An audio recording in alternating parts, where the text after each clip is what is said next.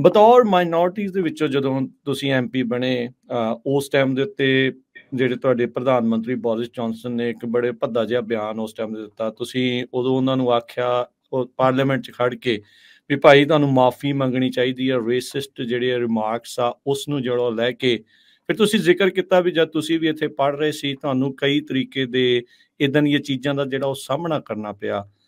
ਉਸ ਬਿਆਨ ਦੇ ਪਿੱਛੇ ਤੇ ਜੇ ਤੁਸੀਂ ਆਪਣੇ ਥੋੜ੍ਹਾ ਜਿਹਾ ਉਸ ਸਫ਼ਰ ਨੂੰ ਜੇ ਤੁਸੀਂ ਟੱਚ ਕਰਕੇ ਦੱਸੋ ਵੀ ਕਿੱਦਾਂ ਦਾ ਜਿਹੜਾ ਉਹ ਸਫ਼ਰ ਸੀਗਾ ਜਦੋਂ ਪੜ੍ਹਾਈ ਲਿਖਾਈ ਦੇ ਵਿੱਚ ਜਿਹੜੇ ਸੀ। ਜੀ ਭਾਜੀ, ਜੋ ਤੁਸੀਂ ਇਹ ਗੱਲ ਦਾ ਜ਼ਿਕਰ ਕੀਤਾ ਉਹ ਜਿਹੜਾ ਸਵਾਲ ਤਾਂ ਇੱਕ ਕਿਸਮ ਦਾ ਜਦੋਂ ਮੈਂ ਪੁੱਛਿਆ ਵੀ ਤਾਂ ਮੈਨੂੰ ਬਹੁਤ ਖੁਸ਼ੀ ਹੋਈ ਕਿ ਉਹ ਬਹੁਤ ਸਾਰੇ ਲੋਕਾਂ ਨੂੰ ਪਸੰਦ ਆਇਆ ਕਿ ਜਿਸ ਤਰੀਕੇ ਨਾਲ ਜਿਸ ਅੰਦਾਜ਼ ਦੇ ਨਾਲ ਉਹ ਮੈਂ ਮੌਕੇ ਦੇ ਪ੍ਰਧਾਨ ਮੰਤਰੀ ਨੂੰ ਜਵਾਬਦੇਹ ਬਣਾਉਣ ਦੀ ਕੋਸ਼ਿਸ਼ ਕੀਤੀ।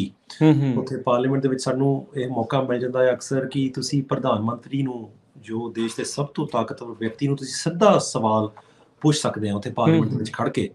ਤੇ ਇਹ 2019 ਦੇ ਵਿੱਚ ਅਸੀਂ ਸਾਨੂੰ ਦੇਖਣ ਨੂੰ ਆਇਆ, ਕਿਉਂਕਿ ਦੇਖੋ ਸਾਨੂੰ 1 ਸਾਲ ਹੋ ਗਿਆ ਸੀ ਕਿ ਜੋ ਉੱਥੇ ਦੇ ਮੌਕੇ ਦੇ ਪ੍ਰਧਾਨ ਮੰਤਰੀ ਉਸ ਸਮੇਂ ਦੇ ਬੋਰਿਸ ਜੌਨਸਨ ਨੇ ਸਾਲ ਪਹਿਲਾਂ ਜੋ ਬਿਆਨ ਦਿੱਤੇ ਸੀ, ਉਹਨਾਂ ਨੇ ਆਪਣੀ ਇੱਕ ਲੇਖ ਦੇ ਵਿੱਚ ਇਹ ਵੀ ਨਹੀਂ ਗਾ। ਦੇਖੋ ਜਦੋਂ ਆਪਾਂ ਭਾਸ਼ਣ ਕਰਦੇ ਹਾਂ ਜਾਂ ਹੁਣ ਆਪਾਂ ਇੰਟਰਵਿਊ ਕਰਦੇ ਹਾਂ, ਕਈ ਵਾਰੀ ਮੇਰੇ ਵਰਗੇ ਤੋਂ ਗਲਤੀ ਹੋ ਜਾਂਦੀ ਆ। ਇਹ ਤਾਂ ਇੱਕ ਗੱਲ ਹੁੰਦੀ ਹੈ, ਜਦੋਂ ਆਪਾਂ ਇੱਕ ਲੇਖ ਲਿਖਦੇ ਹਾਂ ਬਿਲਕੁਲ ਸੋਚ ਸਮਝ ਕੇ, ਬਹੁਤ ਚੁਣ ਕੇ ਸੋਚ ਸਮਝ ਕੇ ਆਪਾਂ ਉਹ ਸ਼ਬਦਾਂ ਦੀ ਵਰਤੋਂ ਕਰਦੇ ਹਾਂ।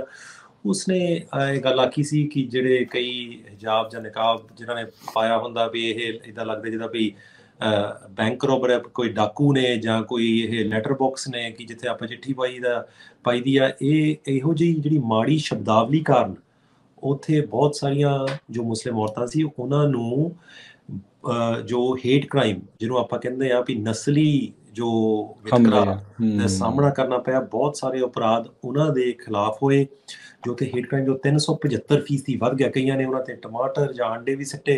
ਸੋ ਜਿਹੜੇ ਨਸਲੀ ਸੋਚ ਦੇ ਜਿਹੜੇ ਮਾਲਕ ਸਨ, ਸੋ ਮੈਂ ਉਹ ਕੋਸ਼ਿਸ਼ ਕੀਤੀ ਸੀ ਕਿ ਇਹ ਮੌਕੇ ਦੇ ਜੋ ਮੈਂਬਰ ਆਫ ਪਾਰਲੀਮੈਂਟ ਨੇ, ਵਿਦੇਸ਼ ਮੰਤਰੀ ਵੀ ਰਹੇ ਨੇ, ਹੁਣ ਪ੍ਰਧਾਨ ਮੰਤਰੀ ਹੋਣ ਦੇ ਨਾਤੇ ਤੁਹਾਨੂੰ ਮਾਫ਼ੀ ਮੰਗਣੀ ਚਾਹੀਦੀ ਆ ਇਹਨਾਂ ਸ਼ਬਦਾਂ ਲਈ, ਕਿਉਂਕਿ ਤੁਹਾਡੇ ਜਿਹੜੇ ਮਾੜੇ ਬੋਲ ਨੇ ਇਹਨਾਂ ਦੇ ਨਾਲ ਕੁਛ ਜਿਹੜੇ ਸਾਡੇ ਸਿਰਫ ਇਲਾਕੇ ਦੇ ਵਿੱਚ ਨਹੀਂ, ਸਾਡੇ ਦੇਸ਼ ਦੇ ਵਿੱਚ ਜਿਹੜੇ ਰਹਿ ਰਹੇ ਨੇ ਜੀ, ਉਹਨਾਂ ਦੀ ਜ਼ਿੰਦਗੀ ਹੋਰ ਬੱਤਰ ਹੋਈ ਆ। ਉਹ ਤੁਹਾਨੂੰ ਉਹਦੇ ਖਿਲਾਫ ਜੋ ਤੁਸੀਂ ਕਾਰਵਾਈ ਕੀਤੀ ਉਹਦੇ ਖਿਲਾਫ ਤੁਹਾਨੂੰ ਮਾਫ਼ੀ ਮੰਗਣੀ ਤੁਹਾਡੀ ਬਣਦੀ ਆ।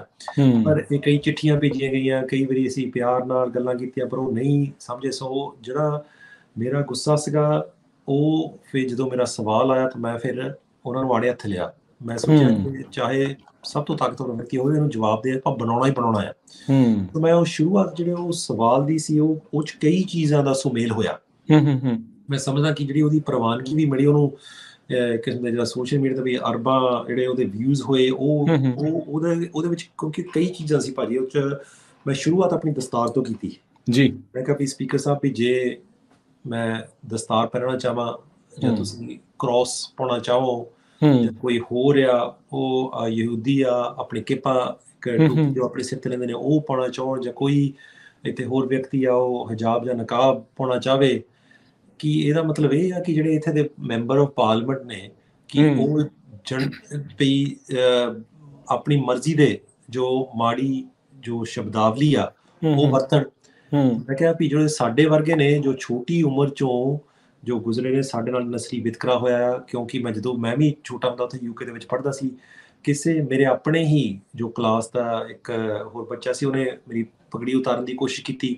ਤੇ ਮੈਂ ਕਿਹਾ ਵੀ ਜਿਹੜੇ ਸਾਡੇ ਵਰਗੇ ਨੇ ਸਾਡੇ ਖਿਲਾਫ ਤਾਂ ਕਈਆਂ ਨੇ ਇੱਥੇ ਤਾਲਿਬਾਨ ਵਰਗੇ ਲਫ਼ਜ਼, ਕਈਆਂ ਨੇ ਕਿਹਾ ਵੀ ਲੈ ਲਓ ਜੀ ਇਹ ਕੱਪੜਾ ਕਿੰਨਾ ਮਾੜਾ ਆਪਣੇ ਸਿਰ ਤੇ ਪਾ, ਕੋਈ ਅਲੱਗ-ਅਲੱਗ ਜੋ ਮਾੜੀ ਸ਼ਬਦਾਵਲੀ ਸਾਡੇ ਵਰਗੇ ਤਾਂ ਉਹ ਗੱਲਾਂ ਹੰਢਾਈਆਂ ਆ। ਤਾਂ ਸਾਨੂੰ ਭਲੀ ਭਾਂਤ ਇਸ ਗੱਲ ਤੋਂ ਅਸੀਂ ਜਾਣੂ ਆ ਕਿ ਇਹਨਾਂ ਔਰਤਾਂ ਨੂੰ ਜਿਨ੍ਹਾਂ ਦੇ ਖਿਲਾਫ ਇਹ ਸ਼ਬਦਾਵਲੀ ਵਰਤੀ ਗਈ ਆ ਵੀ ਉਹਨਾਂ ਨੂੰ ਕਿੰਨੀ ਨਮੋਸ਼ੀ ਦਾ ਸਾਹਮਣਾ ਕਰਨਾ ਪੈ ਰਿਹਾ, ਕਿੰਨੀਆਂ ਮੁਸ਼ਕਲਾਂ ਉਹਨਾਂ ਦੇ ਲਈ ਆਈਆਂ ਹੋਈਆਂ ਨੇ ਜੀ। ਤੋ ਇਹ ਪ੍ਰਧਾਨ ਮੰਤਰੀ ਜੀ ਤੁਸੀਂ ਕਦੋਂ ਮਾਫ਼ੀ ਮੰਗੋਗੇ ਆਪਣੇ ਨਸਲੀ ਸ਼ਬਦਾਂ ਦੇ ਲਈ?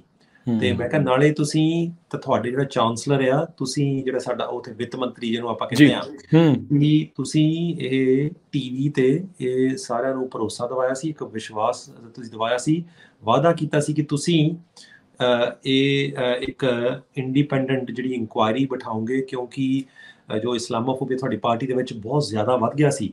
ਕਿ ਤੁਸੀਂ ਕਦੋਂ ਇਹ ਇਨਕੁਆਇਰੀ ਬਿਠਾਓਗੇ। ਸੋ ਉਹ ਮੈਂ ਬਹੁਤ ਹੀ ਇੱਕ ਕਿਸਮ ਦਾ ਜਦੋਂ ਮੈਂ ਸਵਾਲ ਪੁੱਛਿਆ ਸੀ, ਕਿਉਂਕਿ ਸਾਡੇ ਪਾਰਲੀਮੈਂਟ ਦੇ ਵਿੱਚ ਕਦੀ ਤਾੜੀ ਨਹੀਂ ਮਾਰੀ ਜਾਂਦੀ, ਹਾਂਜੀ ਜੀ, there's never any applause। ਸੋ ਉਹ ਮੈਂ ਬਹੁਤ ਹੀ ਹੈਰਾਨ ਹੋਇਆ ਜਦੋਂ 2 ਦਫਾ ਸਾਰਿਆਂ ਨੇ ਉੱਥੇ ਤਾੜੀ ਮਾਰੀ। ਤਾਂ ਉਹਦੇ ਨਾਲ ਜਦੋਂ ਮੈਂ ਸਵਾਲ ਪੁੱਛਦਾ ਵੀ ਸੀ ਤਾਂ ਥੋੜਾ ਮੈਂ ਚੌਂਕ ਵੀ ਗਿਆ ਸੀ ਵੀ ਇਹ ਕੀ ਹੋ ਗਿਆ, ਕਿਉਂਕਿ ਉਹਦੇ ਬਾਰੇ ਮੈਂ ਸੋਚਿਆ ਨਹੀਂ ਸੀ, ਕਿਉਂਕਿ ਮੈਂ ਤਾਂ ਸੋਚਿਆ ਵੀ ਆਪਣਾ ਮੈਂ ਸਵਾਲ ਪੁੱਛੂੰਗਾ, ਪਰ ਅੱਧ ਜਿਹੇ 'ਚ ਜੋ ਇਹ ਕਾਰਵਾਈ ਹੋ ਗਈ ਤਾਂ ਫਿਰ ਉਸ ਤੋਂ ਬਾਅਦ ਵੀ ਸਾਰਿਆਂ ਨੇ ਉਸ ਪ੍ਰਤੀ ਜੋ ਵਧੀਆ ਜਿਹੜੇ ਸ਼ਬਦ ਵਰਤੇ ਸੀ। ਸੋ ਮੈਂ ਉਹ ਇਹ ਸਮਝਦਾ ਸੀ ਕਿ ਕਈਆਂ ਲੋਕਾਂ ਦੀ ਆਵਾਜ਼ ਉਸ ਸਮੇਂ ਮੈਂ ਬਣ ਗਿਆ। ਬਿਲਕੁਲ, ਕੋਈ ਸਿੱਖ ਹੋਵੇ, ਕੋਈ ਮੁਸਲਮਾਨ ਹੋਵੇ, ਕੋਈ ਈਸਾਈ ਹੋਵੇ, ਐਨੀ ਮਾਈਨੋਰਿਟੀ ਬੇਸਿਕਲੀ। ਬਿਲਕੁਲ। ਸੋ ਉਹਨਾਂ ਲਈ ਆਵਾਜ਼ ਬਣਨਾ, ਇਹ ਦੇਖੋ ਸਾਡਾ ਤਾਂ MP ਹੋਣ ਦੇ ਨਾਤੇ ਮੁੱਢਲਾ ਜਿਹੜਾ ਫਰਜ਼ ਹੀ ਇਹ ਆ ਮੁੱਢਲਾ ਕਿ ਅਸੀਂ ਉੱਥੇ ਆਵਾਜ਼ ਬਣੀਏ ਆਪਣੇ ਹਲਕਾ ਨਿਵਾਸੀਆਂ ਦੇ। ਹੁਣ ਮੈਂ ਸਲੋ ਜੋ ਲੰਡਨ ਹੀਥਰੋ ਦੇ ਬਿਲਕੁਲ ਨਜ਼ਦੀਕ ਹਲਕਾ ਆ, ਪੰਜਾਬੀਆਂ ਦਾ ਗੜ੍ਹ ਆ, ਉਹਨਾਂ ਦੀ ਆਵਾਜ਼ ਬਣਨਾ, ਉਹਨਾਂ ਨੇ ਮੈਨੂੰ ਚੁਣ ਕੇ ਉੱਥੇ ਭੇਜਿਆ ਆ। ਇਸ ਦੇ ਨਾਲ ਨਾਲ ਆਵਾਜ਼ ਬਣਨਾ ਆ ਜੋ ਸਿੱਖ ਭਾਈਚਾਰੇ ਲਈ ਵੀ ਬਹੁਤ ਜ਼ਰੂਰੀ ਆ, ਉਧਰੋਂ UK ਨਿਵਾਸੀਆਂ ਲਈ ਵੀ ਬਹੁਤ ਜ਼ਰੂਰੀ ਆ। ਪਰ ਕਈ ਦਫਾ ਜਦੋਂ ਆਪਾਂ ਦੁਨੀਆ ਭਰ ਦੇ ਵਿੱਚ ਦੇਖਦੇ ਹਾਂ ਕਿ ਜੋ ਮਨੁੱਖੀ ਅਧਿਕਾਰਾਂ ਦੀ ਗੱਲ ਆ, ਉੱਥੇ ਵੀ ਉਹਨਾਂ ਦੱਬੇ ਕੁਚਲੇ ਲੋਕਾਂ ਲਈ ਵੀ ਆਵਾਜ਼ ਬਣਨਾ। ਸੋ ਇਹ ਇੱਕ ਮੁੱਢਲਾ ਫਰਜ਼ ਆ, ਤਾਂ ਉਹੀ ਮੈਂ ਨਿਭਾਉਣ ਦੀ ਕੋਸ਼ਿਸ਼ ਕਰ ਰਿਹਾ ਪਿਛਲੇ 6 ਸਾਲਾਂ ਤੋਂ।